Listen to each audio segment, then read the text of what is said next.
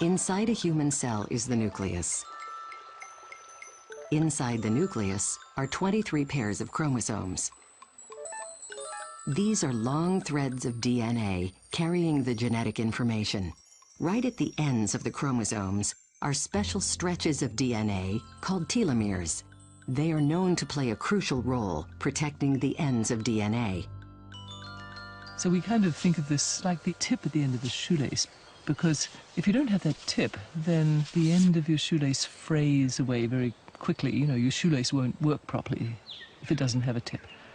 And it's like the end of a chromosome, the end of a DNA. If it doesn't have an intact tip on it, the telomere, it too will fray away. When a cell is replicating, it can't copy its DNA all the way to the end, and so telomeres shorten with each replication.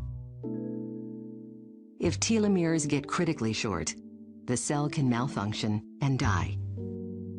If you don't have caps on the end of a chromosome, then the ends become very sticky. It's almost like the shoelace ends become tied together, and this messes up the genetic material.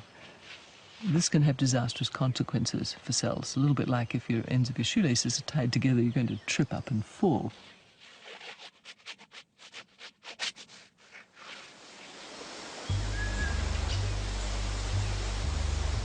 Liz studied tiny single-celled creatures found in ponds called tetrahymena. They have enormous numbers of small chromosomes. She carefully determined the structure and makeup of their telomeres. Then she noticed something odd.